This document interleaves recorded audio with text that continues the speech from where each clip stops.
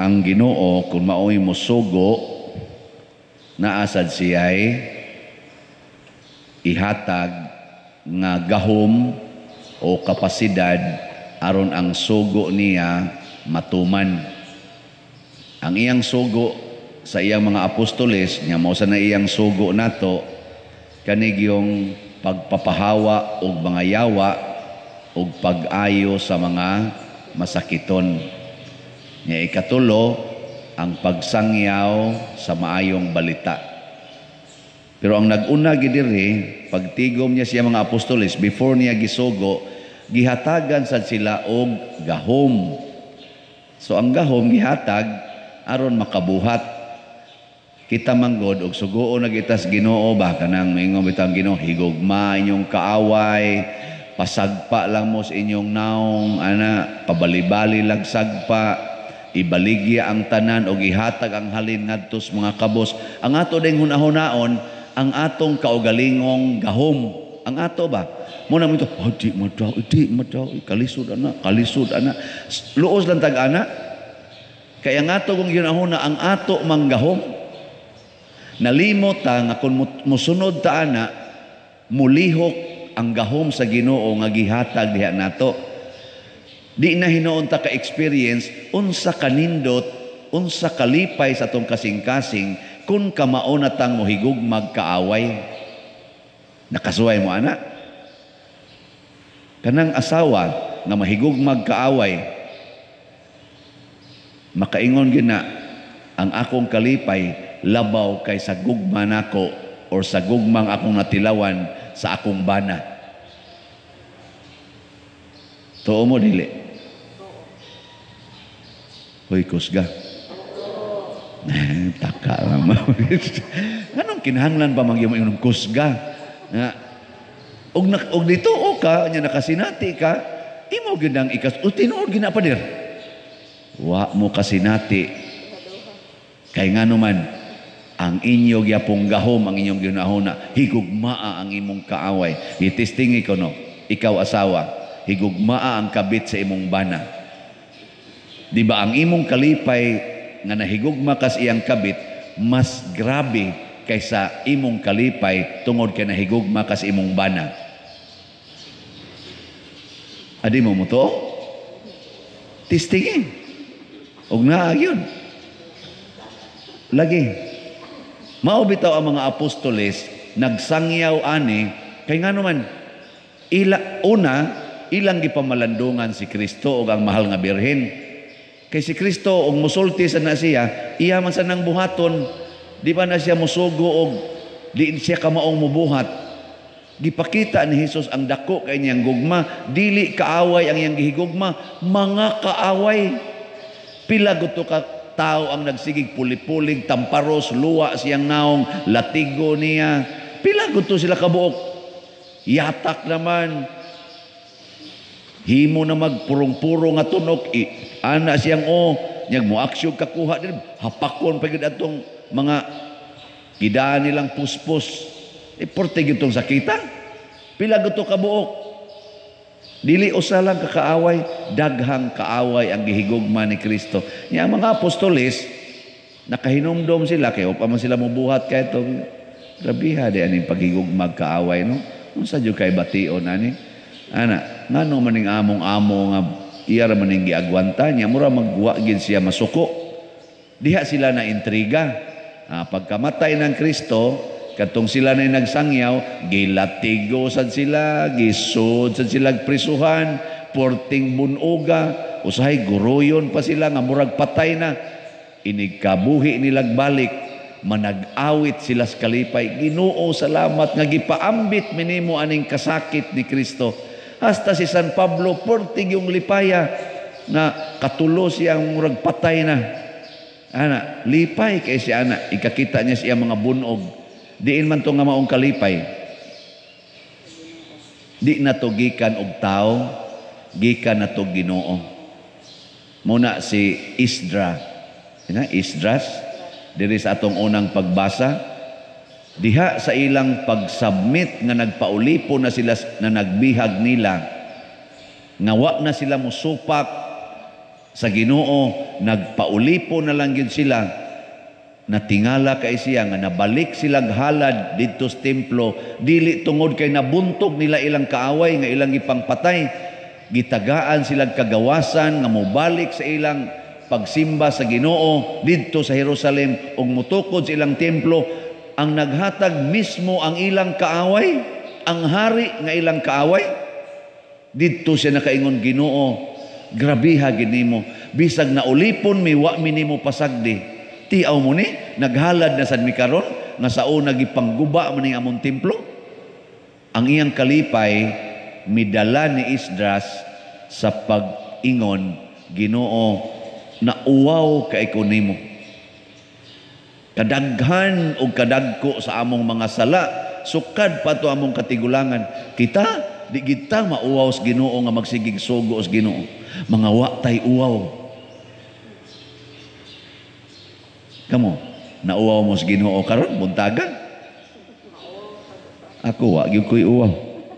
Sige lang yapong pangayo, Ginoo in taon mahurot gyud unta ning slots, Ginoo mahurot gyud unta ning Ginoo, kawa gud nimo uwaw. Kadaghan na anang nahalin, magsige pa jud kag pangayo. Hutda gid ni Lord. Nya yung Ginoo niya akong pagbuot nga di na mahurot. Imog yung pugs, ay Lord kay uwaw kay kuanig di mahurot. Ingnan ra bato nako Monsignor Rubin mahurot gini karong September 30. Yung Ginoo ay na lang ana pag concern, importante nga nay halin. Pila na ra itong halin din eh. Makauwaw ni ay. Ning abot na god og 19,615 atong halin. Nang ana, pagpatani. Gamay na lang nahibilin, 9,885 na lang ang nahibilin nga slots.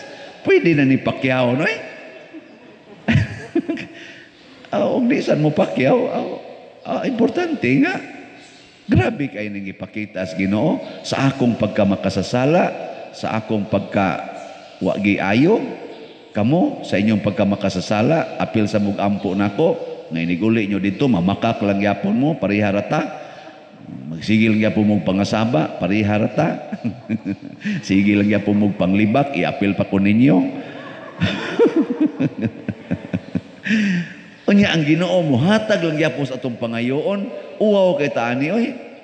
Kanang gasigi diha o pangiski sa kilay, kanang sige diha pakulors buhok, patato, arios, palaygit, inom anang pills, hala gamit anang kondom, ayudi, unsa pa na diha, kay ang iyag yung pagbuot mo'y matuman, ilog anang yuta, hala pangural anang mga agianan. Pero ang Ginoo mo hatag lang gyapos iyang grasya sa iyang kinabuhi, sa iyang kalinaw, sa iyang kalipay, nganhi ani mga tawhana, parehas nato, di ta mauwaw ani. Mag-usab na tao eh. Yang sa itong buhaton, matod pang Kristo, ayaw na mo pagdaan ng sungkod, ayaw mo pagdag kwarta, ayaw mo pagdag puntil, ayaw mo pagdag ilisan. Pasabot ba? Pagpuyo na sa Diyos nung kinabuhi, nga dili magsalig aning mga butang sa kalibutan. Na kay balay pero ayaw salig sa imong balay.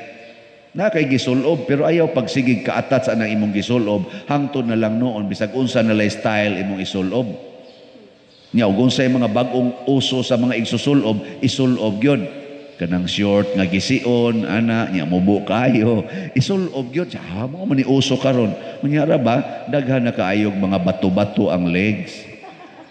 Kay nalimot siya nga senior na day siya.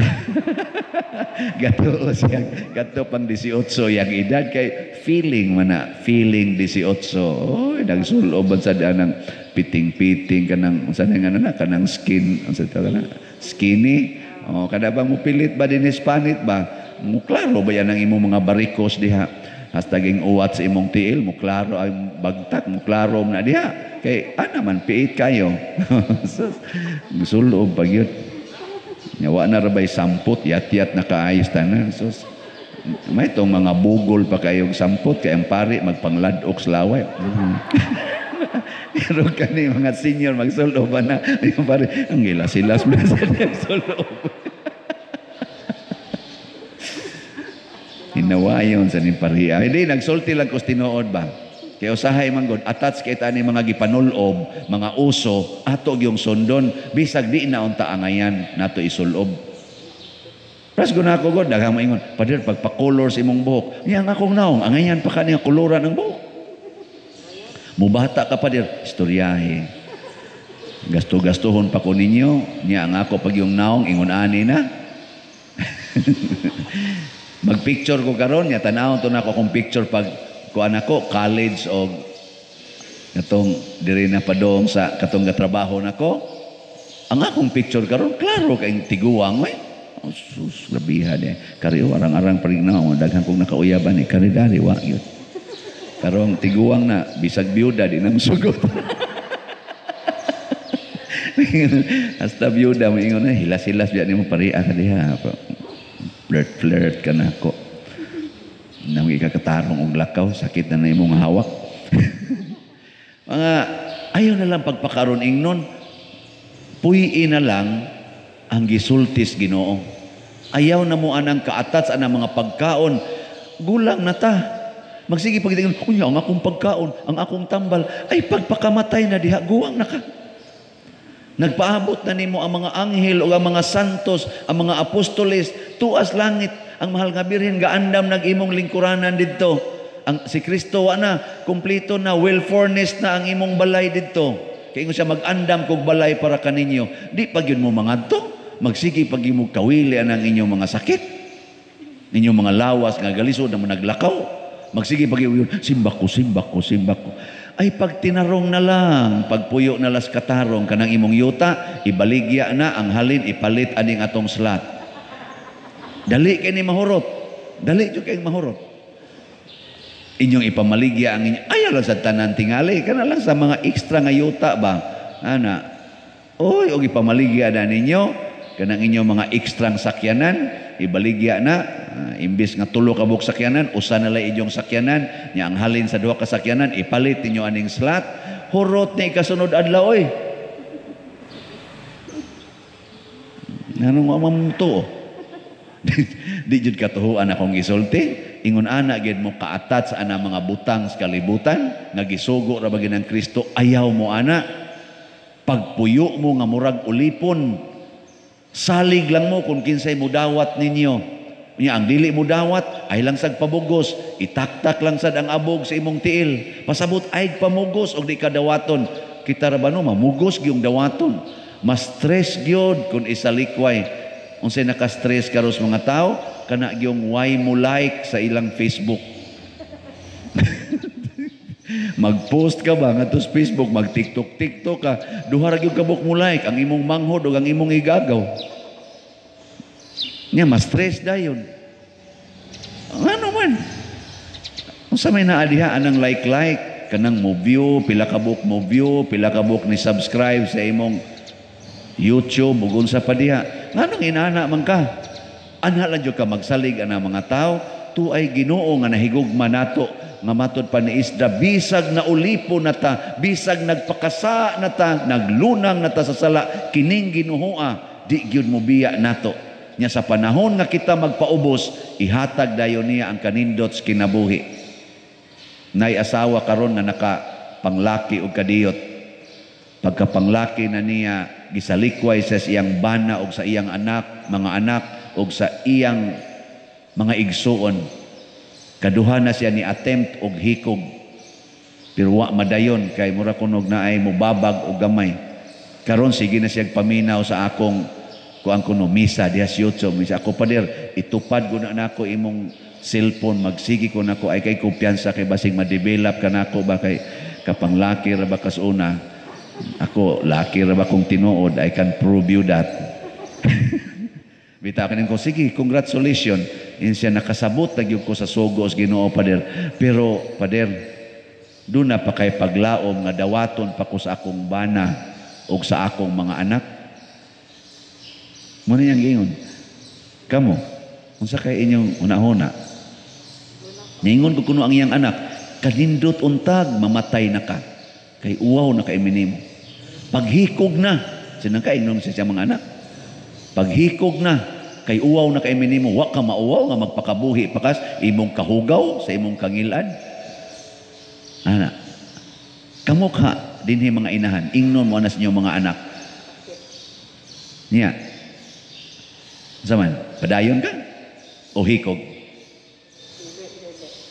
Akong giingnan, ayaw paghikog, kay kanang kinabuhi ng imong gida, iya nas Ginoo, ug ang Ginoo karon sa imong gisulti lang daan ako, nalipay kay nimo, namakpak ang mga anghel sa langit tungod sa imong gisulti. Pwede tingali nga isalikway ka sa imong mga anak ug sa imong bana hangtod ka mamatay, pero ayaw ka balaka. Tuay langit gahuwat nimo. Iampo sila, higugmaa sila, kay luoy kay sila nga nagsalikway nimo tungod lang kay nakasa ka. Murag yun sila og way mga sala. Kanang imong mga anak akong giingnan utro sa nang mga igsasalikway didto sa Ginoo. Niagi sa na sila o nagpuyo baka na sila sa sala karon ug ang dako nilang sala nga di gyud mapasaylos Ginoo ang ilang pagsalikway nimo.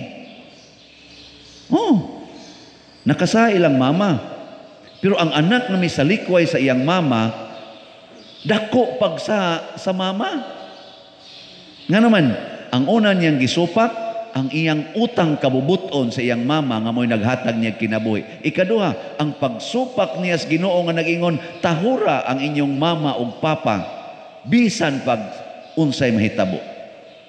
Duha kabuk ilang gisupak, ang ilang pagkatao ug ang ilang Ginoo nga mo'y tag-iyas kinabuhi. Pagkaluoy aning mga anaka. No? Kamo dinhi ug ang inyong mama maingon ana, inyong isalikway dili. Oh, sige, manindog na ta.